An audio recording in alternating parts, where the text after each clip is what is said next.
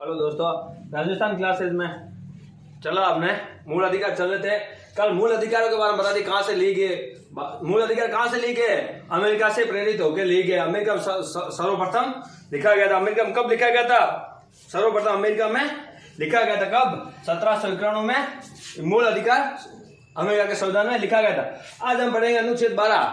अनुच्छेद 12 से 35 तक है मूल अधिकार। कहां से कहां तक है? अनुच्छेद 12 से 35 तक। अनुच्छेद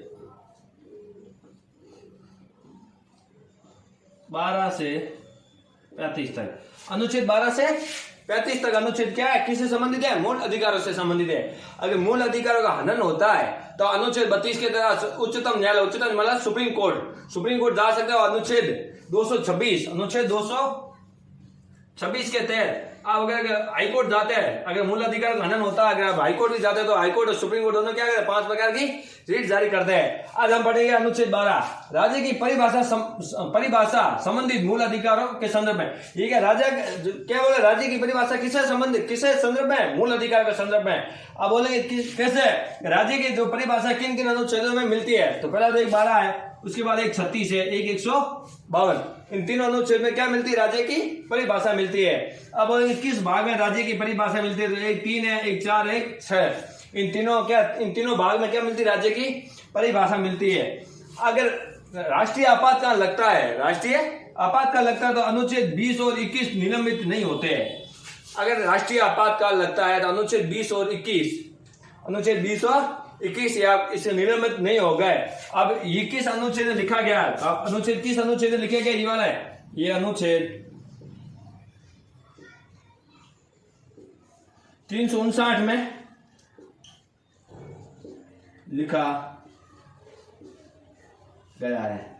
अनुच्छेद 359 में लिखा गया कि राष्ट्रीय आपातकालीन के समय भी अनुच्छेद 20 और 21 निलंबित नहीं होते हैं। अब अनुच्छेद पढ़ेंगे अनुच्छेद 13। अनुच्छेद 13 में इसके 4 भाग है। अनुच्छेदन का सिद्धांत है, प्रतीकरण का सिद्धांत है, विधि की परिभाषा, मूल अधिकारों क्या संशोधन। हम एक एक करके पढ़ेंगे। ये बार ये नोट कर लो।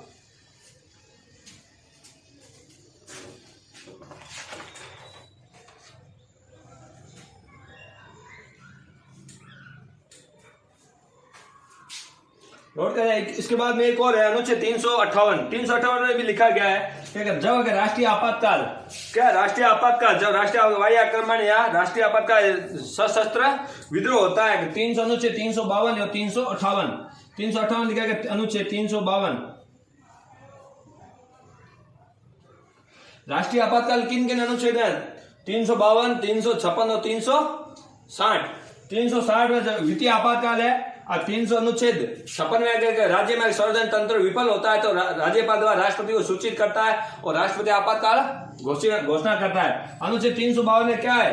अनुच्छेद 352 सशस्त्र विद्रोह होता है। यहाँ जहाँ विद्रोह होगा वहाँ इस स्थान पर क्या होगा? आपातकालीन की घोषणा पूरे देश में नहीं होगा। अनुच्छेद 360 क्या पूरे देश में आपातकालीन की घोषणा होगी, लेकिन 352 में पूरे देश में आपातकालीन की घोषणा नहीं होगी। एक बार ये नोट कर लो।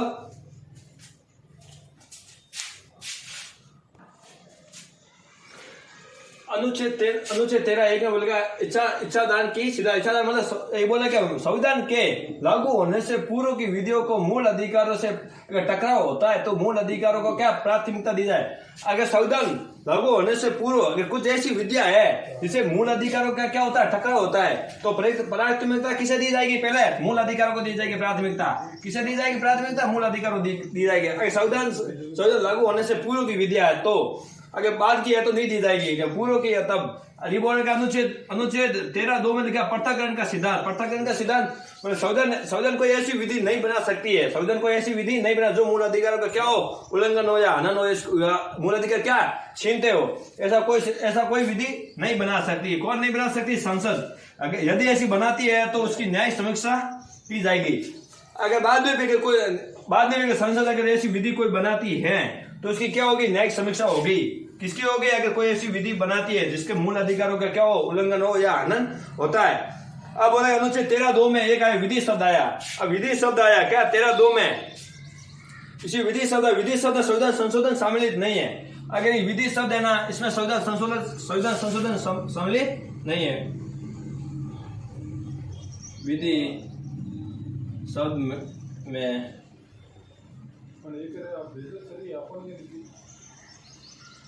संविधान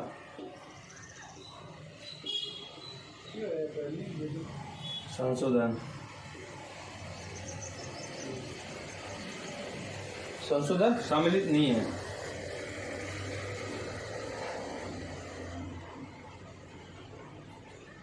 शामिल नहीं, ये क्या विधि शब्द है, उसमें क्या संविधान संशोधन शामिल नहीं है। अब इसके बाद इसके बाद 2-3 वाद भी आए थे। गोलकवाद आया था, पंजाब सरकार आया था, सक्रियवाद भी आया था, संक्रियवाद भी आया था। कब आया था? संक्रियवाद भी आया था, वो गोलकवाद भी आया था अनुच्छेद 13(2) के तहत। इसमें बोला था विधि संविधान संशोधन भी शामिल है, न्याय विधि संविधान संशोधन। इसमें क्या है, अगर इसमें क्या बोला गया था? गोलकवाद इसमें क्या है, विधि में क्या संशोधन किया जा सकता है, लेकिन संक्रियवाद में क्या बोला गया था? इसमें विधि संशोधन शामिल नहीं है। केशव भारतीय केस भी आया था, उसमें बोला आधारभूत मूलभूत ढांचे में क्या संशोधन का आधारभूत मूलभूत ढांचे में क्या संशोधन किया जा सकता है या नहीं? किसने बोला? बोला केशव नंद भारती बोला क्या आधारभूत या मूलभूत ढांचे में बाद क्या कैसे संशोधन किया जा सकता है संविधान के? ये 2 अनुच्छेद है, ये बार 2 अनुच्छेद लिख दो, तेरा फर्स्ट और तेरा सेकंड लिख दो, उसके बाद में और पढ़ेंगे तीसरा।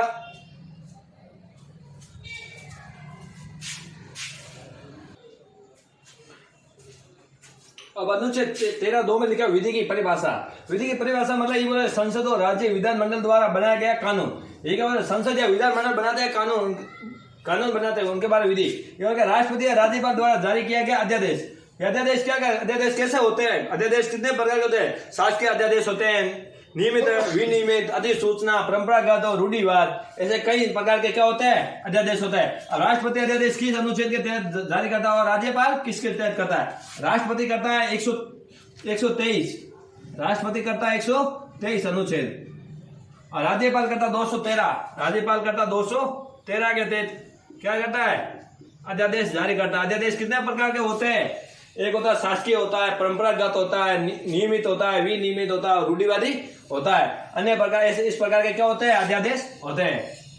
उसके बाद अनुच्छेद 13(4) लिखा है मूल अधिकारों में क्या संशोधन। अगर मूल अधिकारों संशोधन क्या ये कब होता है? 24 संविधान संशोधन हुआ था 1971 में, तब ये जोड़ा गया था। उसमें बोला कि मूल अधिकारों में संशोधन होगा तो कैसे होगा?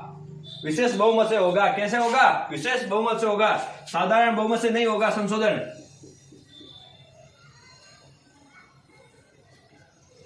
साधारण बहुमत से संशोधन नहीं होगा। ये क्या बोला कि संविधान का संशोधन करना अनुच्छेद 368 में 2 अनुच्छेदों की दो के बारे में विशेष बहुमत प्लस, एक तो विशेष बहुमत है, दूसरा कौन सा? विशेष बहुमत प्लस आधे राज्यों का समर्थन। इसमें बोला है तो इसलिए मूल अधिकारों का संशोधन करना है तो कैसे होगा? अनुच्छेद 367 में कैसे बोला? इसमें बोला है, इसमें बोला विशेष बहुमत,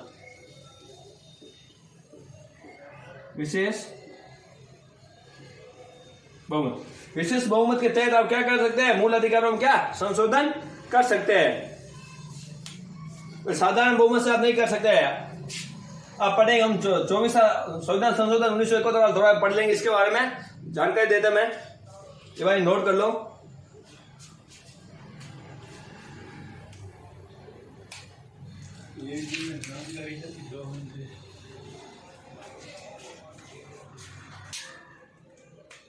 ये 24वां संविधान संशोधन हुआ था अनुच्छेद 30 अनुच्छेद के तहत होता। अनुच्छेद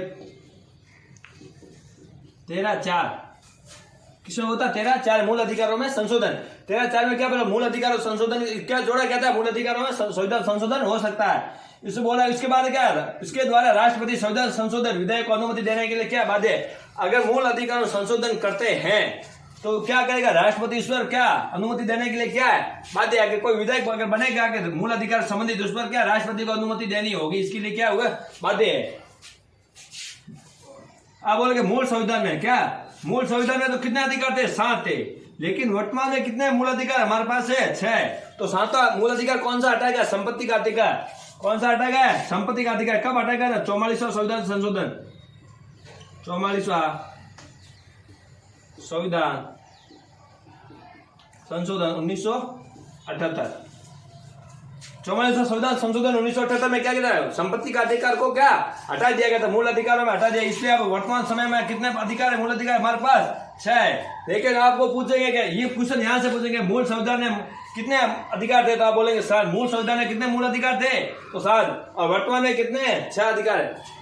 आज हम यहीं तक पढ़ेंगे, कल पढ़ेंगे 14 और 15 16, कल पढ़ेंगे 13 तक पढ़ लिए, कल पढ़ेंगे 14 15 16, जो भी होगा आगे वाले। धन्यवाद।